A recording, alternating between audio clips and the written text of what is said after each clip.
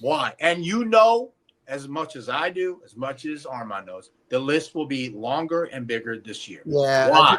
that's a very touchy subject. Listen, most of the bodybuilders, right? We are extremists, and we did pharmacology that was not uh, in reasonable amounts that Correct. can create damage. Then you add other pharmaceuticals. I mean, Arman just said that he's taking Nubain. You know, many other people do many other things in combination of with it, right? So would it be as many other athletes in other sports that die? There's many athletes in other sports that are dying. It just they're probably not doing as much pharmaceuticals and bodybuilders. Do you think if these people were getting regular blood work done, going to the doctor, do you think this will still be a big long list? My personal opinion would be no. If people knew what was wrong Probably. with them, they would stop. Yeah, probably. Okay. Yeah, but it's a very tough subject. Look, at this very moment, I'm still taking 250 testosterone and 50 deca myself. I'm 61 years old, right? Do I want to stop? No, I don't find that this is damaging me in any way. I think it's helping in many ways. So why would I stop?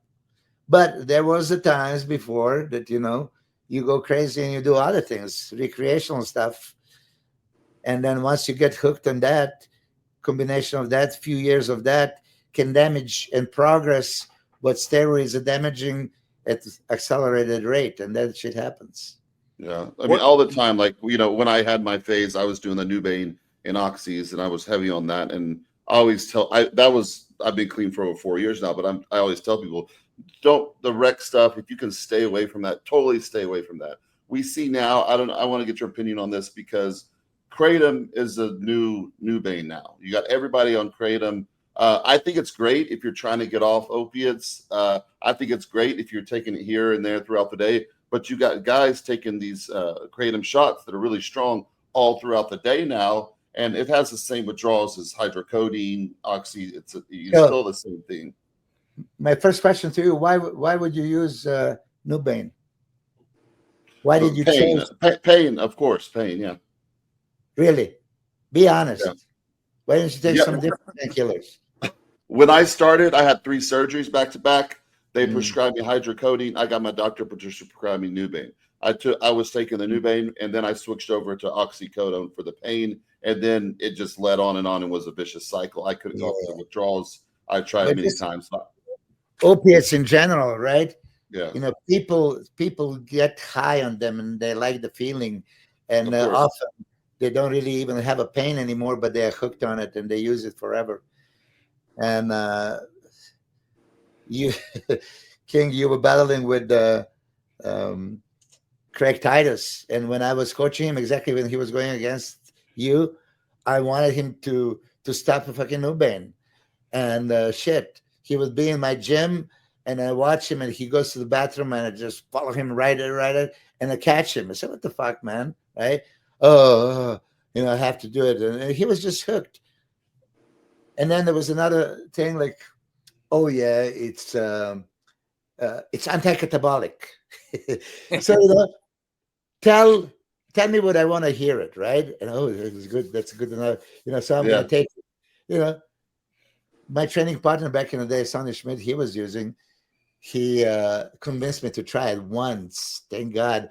I was so nauseous, spinning around, and I said, "What the hell?" And but I'm guilty of. You should try everything, and see how it works. But it was a nonsense in using it. I don't know why people are using now. They're like everybody's hooked. I would never even try it. It doesn't make sense. Why Some would people can't. I? Hmm? Right here. I Yeah, can't. I take one Vicodin and I throw up for 3 hours. yeah, yeah. Yeah. You I can't see, do it. The problem is, King, I was the same way. People, they get on it, they get sick the first few times. Once you don't get sick anymore, your body adapts, you do. Of course, I was using it for the pain, but I got the euphoric effects, and there's no good ending to it. You're going to OD. You're going to, it's never okay, a good ending for it. But what kind of pain are we really talking about? Okay, you had a surgery or something.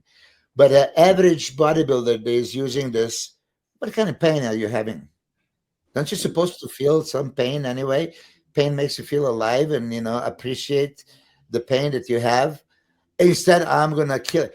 So anything you put in your body, does it give you plus or minus? Okay. So insulin for me was a major plus. That's why I use it. A lot of people are against it. If you think it's a minus, don't take it, right? What are those painkillers doing for you? It's doing something physiologically to benefit you to progress your bodybuilding career, or to regress and then make you pay at the ages of 40 plus, like some of those people, they're gone. I think a lot of these guys, they start taking it and they do reap the rewards at first because, oh my gosh, I could train harder, I could train longer. And then a few months go by, you have to take more and more and more. Kratom now, like we just had a show in Texas, and they're sponsoring a lot of people now. I'm not going to name the company, but they're handing them out in the goodie bags now. You get at shows.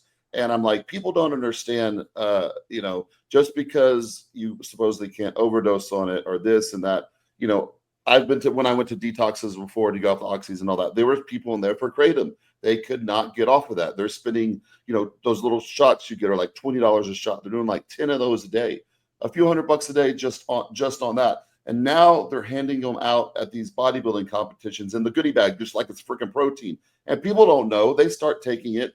One of my good friends, he threw my Christmas lights in my house. He got a kratom shot from some gas station. He was drinking them like 3 on a weekend. He got liver failure. Something was in there that gave him liver failure, and he died. And that was the only thing that changed. And you got a lot of people that I've had companies ask to sponsor me, and I said no, because I knew what it was about. A lot of people are promoting it, and I've got people that have sent me private messages mad at me because I've spoke out about it.